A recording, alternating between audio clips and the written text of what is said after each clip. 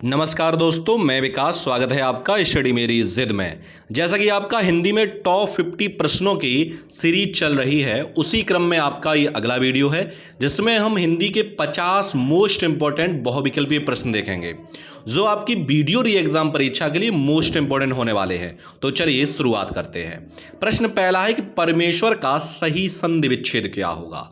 Option A परधन ईश्वर, option B परम धन ईश्वर, ऑप्शन सी परमे धन ईश्वर, ऑप्शन डी परमाधन ईश्वर। तो यहां पर पहले का जो आंसर है ऑप्शन जो बी आपका सही हो जाएगा, यानी परम धन ईश्वर। चलिए आगे बढ़ते हैं, अगला प्रश्न देखेंगे। प्रश्न नंबर 2, नेताजी भाषण देते हैं, यह वाक्य किस काल का है। ऑप्शन ए भूतकाल, ऑप्शन बी वर्तमान काल, ऑप्शन सी भविष्य काल, ऑप्शन डी संदिग्ध वर्तमान काल। तो प्रश्न नेताजी भाषण देते हैं, तो यह है आपका वर्तमान काल का। ऑप्शन बी आपका सही हो जाएगा। आगे बढ़ेंगे। प्रश्न नंबर 3 है बेंगलोर खाली जगह खर्च चलना मुश्किल था। ऑप्शन ए मैं, ऑप्शन बी का, ऑप्शन सी के लिए, ऑप्शन डी को। तो बेंगलोर में खर्च चलना मुश्किल था, यानी ऑप्शन ए आपका बिल्कुल सही हो जाएगा। अगला प्रश्न है प्रश्न नंबर 4, 53 को हिंदी में लिखिए। 53 को हिंदी में कैसे लिखेंगे? ए बी सी डी इनमें से कौन सा ऑप्शन सही है? तो प्रश्न 4 का जो आंसर है ऑप्शन ए बिल्कुल सही हो जाएगा। अगला प्रश्न है प्रश्न नंबर 4 कि तुम्हारे बेटों खाली जगह तो कमाई है कि। ऑप्शन ए, ऑप्शन बी की, ऑप्शन सी को, ऑप्शन डी अन्य। तो प्रश्न 5 का आंसर ऑप्शन ए बिल्कुल सही हो जाएगा, तुम्हारे बेटों की तो कमाई है। आगे बढ़ेंगे। प्रश्न नंबर 6 है कि जो खर्च करता है उसी को खाली जगह देता है। ऑप्शन ए का, ऑप्शन बी को, ऑप्शन सी से, ऑप्शन डी पर। यानी जो खर्च करता है उसी को क्या होता है? तो 6 का बी ऑप्शन बिल्कुल सही हो जाएगा, नहीं उसी को देता है। प्रश्न नंबर 7 है कि शेरनी शब्द का अन्य लिंग रूप क्या होगा। ऑप्शन ए शेरें, ऑप्शन बी शेर, ऑप्शन सी शेरनी, ऑप्शन डी शेरों। तो शेर का अगर लिंग परिवर्तन करूं, शेरनी का सॉरी, तो क्या हो जाएगा? शेर हो जाएगा। अगला प्रश्न है प्रश्न नंबर 8, घर शब्द का अन्य वचन क्या होगा। ऑप्शन ए घरें, ऑप्शन बी घरों, ऑप्शन सी घर, ऑप्शन डी घराएं। तो प्रश्न 8 का आंसर ऑप्शन बी बिल्कुल सही हो जाएगा। घर शब्द का बहुवचन क्या होगा? घरों होगा। प्रश्न नंबर 9 है भलाई शब्द का विलोम क्या होगा। ऑप्शन ए भलाईपन, ऑप्शन बी बुराई, ऑप्शन सी भला, ऑप्शन डी भराई। तो प्रश्न 9 का ऑप्शन जो बी है सही हो जाएगा, यानी भलाई का क्या होगा? विलोम बुराई। प्रश्न 10 है कि हाथ खाली जगह गिलास छूट गया। ऑप्शन ए मैं, ऑप्शन बी पर, ऑप्शन सी का, ऑप्शन डी से। तो हाथ से गिलास छूट गया, यानी ऑप्शन डी बिल्कुल सही हो जाएगा। अगला प्रश्न है कि 11 कि थैली खाली जगह पुस्तक है। ऑप्शन ए का, ऑप्शन बी मैं, ऑप्शन सी पर, ऑप्शन डी की। तो प्रश्न 11 का जो आंसर है ऑप्शन बी बिल्कुल सही हो जाएगा, थैली में पुस्तक है। चलिए आगे बढ़ते हैं और प्रश्न आपका अगला देखेंगे। प्रश्न नंबर आपका है 12 कि बघेली बोली का संबंध किस उपभाषा से है। ऑप्शन ए पूर्वी हिंदी, ऑप्शन बी पश्चिमी Hindi, option C Bihari Hindi, option D Rajasthani Hindi. तो प्रश्न 12 का जो आंसर है ऑप्शन ए यानी पूर्वी हिंदी बिल्कुल सही हो जाएगा। आगे बढ़ेंगे। प्रश्न नंबर 13 है कि हिंदी खड़ी बोली किस अपभ्रंश से विकसित हुई है। ऑप्शन ए ब्राह्मण, ऑप्शन बी अर्धमागधी, ऑप्शन सी सौरसैनी, ऑप्शन डी मागधी। तो प्रश्न 13 का जो आंसर है ऑप्शन सी यानी सौरसैनी बिल्कुल सही हो जाएगा। आगे बढ़ेंगे। प्रश्न नंबर 14 है कि निम्न में से कंठ ध्वनियां कौन सी हैं। ऑप्शन ए का खा, ऑप्शन बी या र, ऑप्शन सी च जा, ऑप्शन डी ट अड़ा। तो प्रश्न 14 का जो आंसर है ऑप्शन ए यानी का और खा कैसी ध्वनियां हैं? कंठ ध्वनियां हैं। आगे बढ़ते हैं। प्रश्न नंबर 15 के स्थान के आधार पर बताइए कि मूर्धन्य कौन सा है। ऑप्शन ए ग घ, ऑप्शन बी ज झ, ऑप्शन सी ट ड ढ, ऑप्शन डी प फ। तो यहां पर ऑप्शन जो सी है आपका सही हो जाएगा, यानी टावर की ध्वनियां कैसी होती हैं, मूर्धन्य होते हैं। आगे बढ़ेंगे। प्रश्न नंबर 16 है कि शुद्ध वर्तनी का चयन करें, यानी जहानवी जो है वो किस तरीके से लिखा जाएगा। Option A B C D इनमें से कौन सा सही होगा। तो यहां पर ऑप्शन जो सी है यानी जहानवी इस तरीके से आपका लिखा जाता है। प्रश्न नंबर 17 है कि शुद्ध वर्तनी का चयन करें, अधोपतन किस तरीके से लिखा जाएगा। Option A B C D इनमें से क्या सही होगा। तो प्रश्न 17 का जो है ऑप्शन सी बिल्कुल सही हो जाएगा, यानी अधःपतन। अगला है प्रश्न नंबर 18 है कि शुद्ध वर्तनी का चयन करिए, सृष्टि कैसा लिखा जाएगा। इनमें से बताओ कौन सा ऑप्शन सही होगा। तो यहां पर ऑप्शन आपका सी यानी सृष्टि जो लिखा है वो बिल्कुल सही लिखा है। प्रश्न नंबर 19 है कपीस में प्रयुक्त संधि का नाम है। ऑप्शन ए वृद्धि संधि, ऑप्शन बी दीर्घ संधि, ऑप्शन सी यड़ संधि, ऑप्शन डी विसर्ग संधि। तो प्रश्न 19 का जो आंसर होगा ऑप्शन बी यानी दीर्घ संधि, कप ईंधन ईस, तो क्या हो जाएगा कपीश, यानी दीर्घ स्वर संधि है। प्रश्न नंबर 20 है कि सदैव में प्रयुक्त संधि का नाम क्या है। ऑप्शन ए व्यंजन संधि, ऑप्शन बी स्वर संधि, ऑप्शन सी विसर्ग संधि, ऑप्शन डी इनमें से कोई नहीं। तो सदैव में जो आपकी है वो स्वर संधि है, और स्वर संधियों में भी बात की जाए तो कौन सी है, वृद्धि स्वर संधि है। विच्छेद करेंगे तो क्या हो जाएगा, विच्छेद हो जाएगा सदाधन एव, यानी सदैव, सदाधन एव। चलिए आगे बढ़ते हैं। प्रश्न नंबर 21 है कौन स्वर संधि का उदाहरण है। ऑप्शन ए संयोग, ऑप्शन बी मनोहर, ऑप्शन सी नमस्कार, ऑप्शन डी पवन। तो स्वर संधि का इनमें से उदाहरण कौन सा है। तो यहां पर ऑप्शन जो डी है यानी पवन जो है वो स्वर संधि का उदाहरण है। अब अगर इसका विच्छेद करेंगे तो पो धन अन यानी अयादि स्वर संधि है, संयोग में सम धन योग व्यंजन संधि है, मनोहर में मनः धन हर विसर्ग संधि है, और नमस्कार में नमः धनकार इसमें भी विसर्ग संधि है। प्रश्न नंबर 22 है कि निम्नलिखित शब्दों में से कौन सा शब्द संज्ञा है। ऑप्शन ए क्रुद्ध, ऑप्शन बी क्रोधी, ऑप्शन सी क्रोध, ऑप्शन डी क्रोधित। तो प्रश्न 22 का जो आंसर है ऑप्शन बी यानी क्रोधी सही हो जाएगा। आगे बढ़ते हैं, अगला प्रश्न देखेंगे। प्रश्न नंबर 23 कि निश्चयवाचक सर्वनाम कौन सा है। ऑप्शन ए क्या, ऑप्शन बी कुछ, ऑप्शन सी कौन, ऑप्शन डी यह। तो निश्चयवाचक जो सर्वनाम है यहां पर ऑप्शन जो डी है बिल्कुल आपका सही हो जाएगा। नहीं, यह कैसा है, निश्चयवाचक है। क्या कैसा है, प्रश्नवाचक है। कौन कैसा, ये भी प्रश्नवाचक है। और कुछ ये अनिश्चयवाचक सर्वनाम है। प्रश्न नंबर 24 है कि वास्तव में ठीक है हां आदि शब्दों में क्रिया विशेषण निहित है। ऑप्शन ए रीतिवाचक, ऑप्शन बी परिमाणवाचक, ऑप्शन सी स्थानवाचक, ऑप्शन डी कालवाचक। तो प्रश्न 24 का जो आंसर है ऑप्शन ए यानी रीतिवाचक सही हो जाएगा। आगे बढ़ेंगे। प्रश्न नंबर 25 है कि संगीता प्रतिदिन पढ़ती है, इस वाक्य में क्रिया विशेषण की पहचान करें। Option A Sangeeta, option B प्रतिदिन, ऑप्शन सी पढ़ती, ऑप्शन डी है। तो क्रिया विशेषण क्या है यहां पर ऑप्शन बी यानी प्रतिदिन, यानी पढ़ना तो क्रिया है लेकिन क्रिया की विशेषता बता रहा है, कब पढ़ती है, प्रतिदिन पढ़ती है।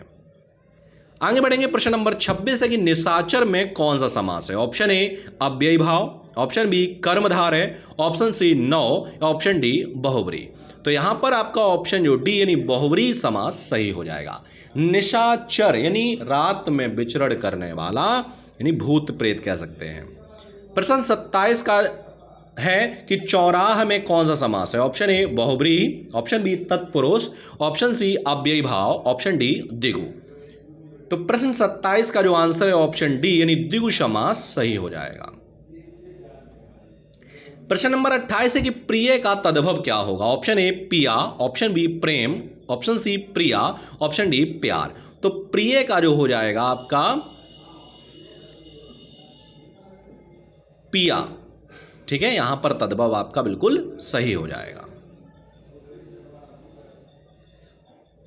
प्रश्न नंबर 29 है कि निम्नलिखित शब्दों में से कौन सा तत्सम नहीं है। ऑप्शन ए कुसुम, ऑप्शन बी भूषिका, ऑप्शन सी बंस, ऑप्शन डी नेह। तो प्रश्न 29 का जो आंसर है ऑप्शन ए यानी कुसुम जो है वो कैसा है, तत्सम शब्द नहीं है। आगे बढ़ेंगे। प्रश्न नंबर 30 है कि पर्याय का अंग्रेजी अर्थ क्या होता है। Option A paronyms words, option B synonyms words, option C collective words या ऑप्शन डी इनमें से कोई नहीं। तो प्रश्न 30 का जो आंसर है ऑप्शन बी यानी सिनोनिम्स वर्ड्स सही हो जाएगा।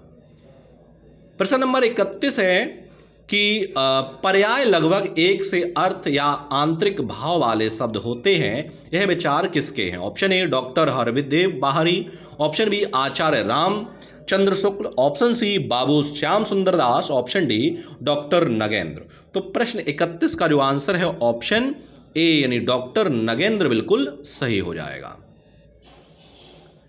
आगे बढ़ते हैं। विलोम शब्द छांटने हैं आपको।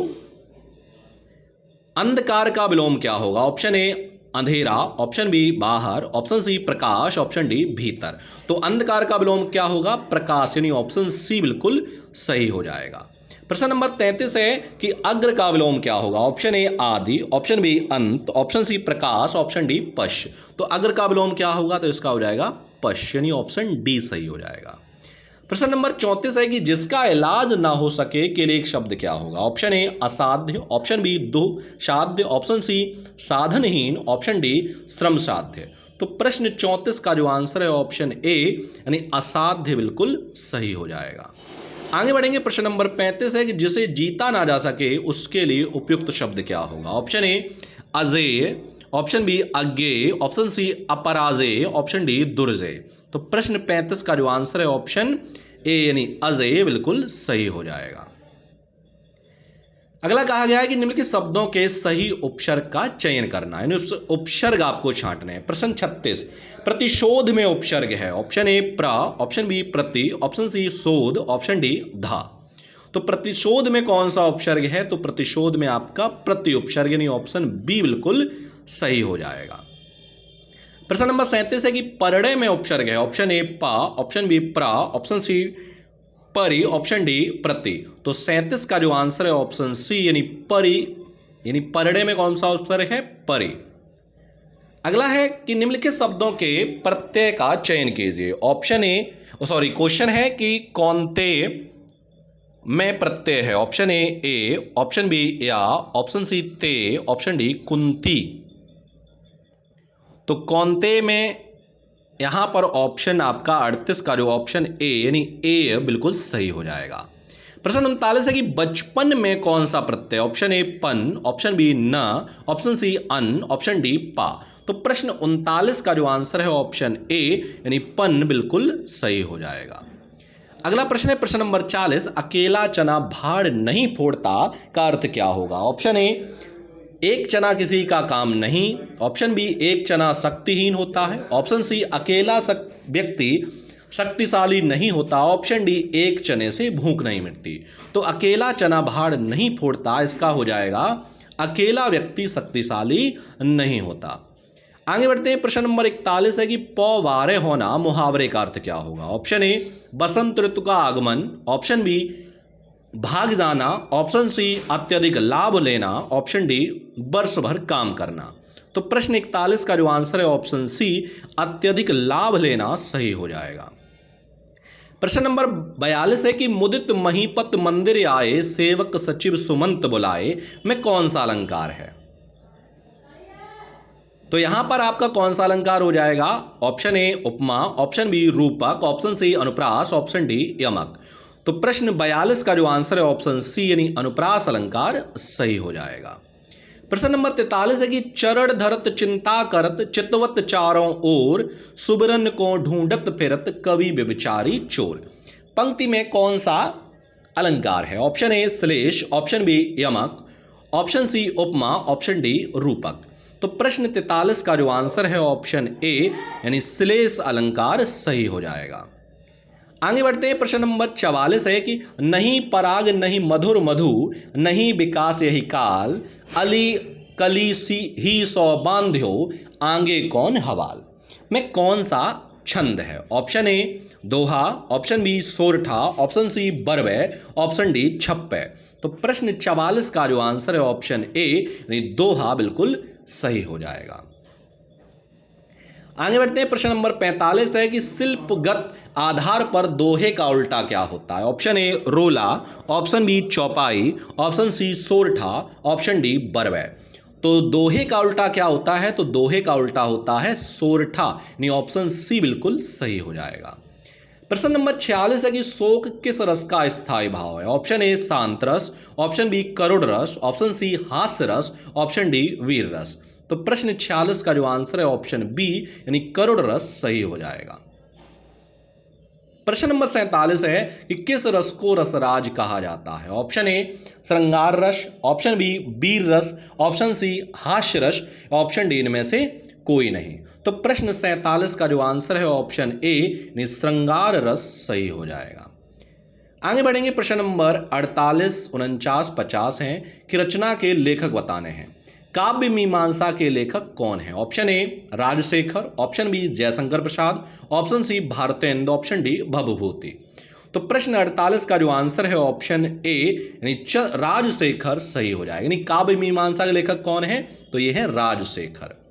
प्रश्न नंबर 49 है कि कंकाल के रचनाकार कौन है। Option A Premchand, option B Ilachand Joshi, option C Jaishankar Prasad, option D Bhagwati Charan Verma. तो प्रश्न 49 का जो आंसर है ऑप्शन सी जयशंकर प्रसाद सही हो जाएगा। लास्ट प्रश्न है आपका इस वीडियो का, प्रश्न नंबर 50 कि गोदान के रचनाकार कौन है। Option A Jainendra, option B Premchand, option C Agyeya, option D Hazari Prasad Dwivedi. तो गोदान के रचनाकार कौन है, तो इसके हैं हजारी प्रसाद द्विवेदी, यानी ऑप्शन डी बिल्कुल सही हो जाएगा। तो ये थे आपके 50 मोस्ट इंपॉर्टेंट प्रश्न जो मैंने आपको इस वीडियो में करा दिए हैं। मिलते हैं हम आपको अगले वीडियो में नए प्रश्नों के साथ, तब तक के लिए धन्यवाद।